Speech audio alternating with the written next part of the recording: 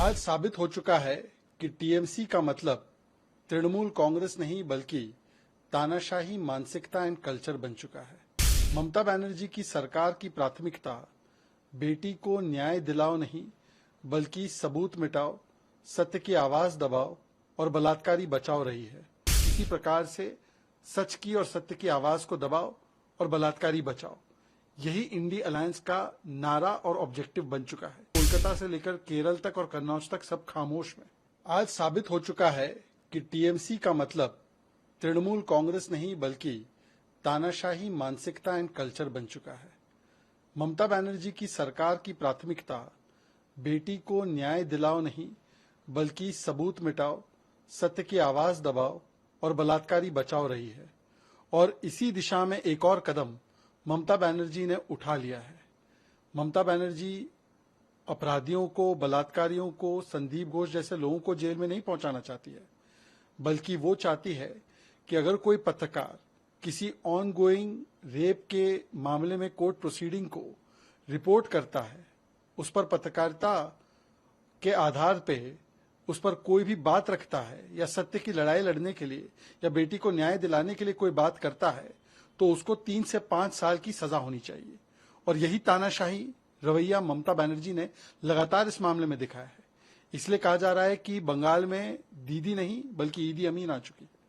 पहले football match cancel कर देना, कभी डॉक्टर्स को तालिबानी फतवा ट्रांसफर ऑर्डर दे देना, उसको फिर हटा देना, फिर उसके बाद जिस प्रकार से कोलकाता पुलिस ने नागरिकों को, अन्य लोगों को लगातार परेशान करने के लिए नोटिस थमा दिए, और फिर तृणमूल कांग्रेस के नेताओं ने लगातार प्रदर्शनकारियों को धमकियां दी। कभी कोई बोलता है उंगली तोड़ देंगे, कभी कोई बोलता है कि जबान खींच लेंगे। जिस प्रकार से अपमानित किया गया डॉक्टर्स को, लवली मैत्रा के द्वारा उनको कहा गया कि आप कसाई हो। और अब हम देख रहे हैं कि पत्रकारों को ही सीधा जेल में डालने की योजना बचाई जा रही है।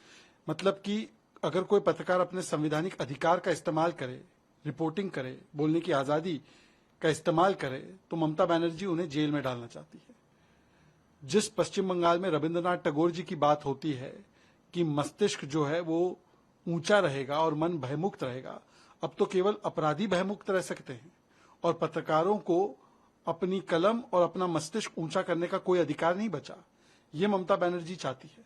परंतु हैरानी की बात यह है कि संविधान बचाओ की बड़ी बातें करने वाले राहुल गांधी संविधान लेकर इधर उधर भागते रहते हैं, इंडी अलायंस उस संविधान की लड़ाई लड़ता है, पत्रकारिता की आजादी, बोलने की आजादी के लिए लगातार बोलता है, वो आज पूरी तरीके से खामोश है।